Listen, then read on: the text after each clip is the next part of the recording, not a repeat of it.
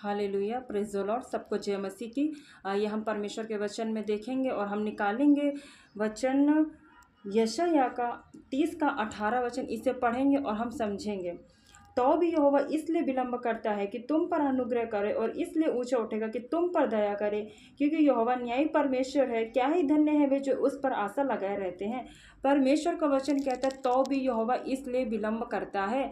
यहाँ पे परमेश्वर देर कर रहा है। और परमेश्वर किसके जीवन में देर कर रहा है?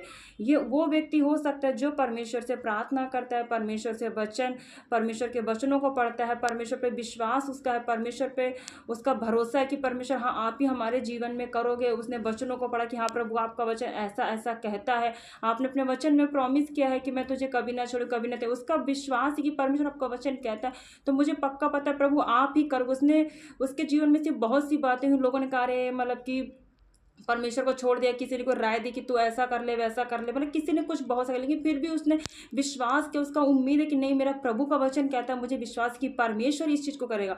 तो वो जो ये वचन है वो उस व्यक्ति के लिए कहा जा रहा है क्योंकि उसके जीवन में ही परमेश्वर देर कर सकता है। वचन कहता है और क्यों कर सकता है, उसका एक मकसद है, वो हम नीचे देखेंगे परमेश्वर क्यों देर करता है ना। तो ये देरी जो है एक ऐसे व्यक्ति के जीवन में हो रही है।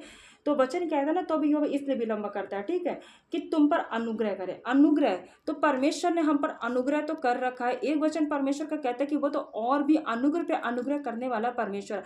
अब परमेश्वर जो हमारे जीवन में जब देर कर रहा है किस चीज़ के लिए, तो वो हम पर अनुग्रह करना चाहता है। कौन सा अनुग्रह करना चाहता है वो मैं आपको बताऊंगी। जैसे अनुग्रह हो गया, जैसे कि परमेश्वर की इच्छा के अनुसार ऊंचा किया जाना, या सम्मानित किया जाना, या प्रमुखता के स्थान पर रखा जाना। तो परमेश्वर ये चीज़ चाहता है। तो परमेश्वर चाहता है कि हम उसकी इच्छा के अनुसार क्या करते हैं, ऊंचा उठाए जाए ना। तो इसलिए परमेश्वर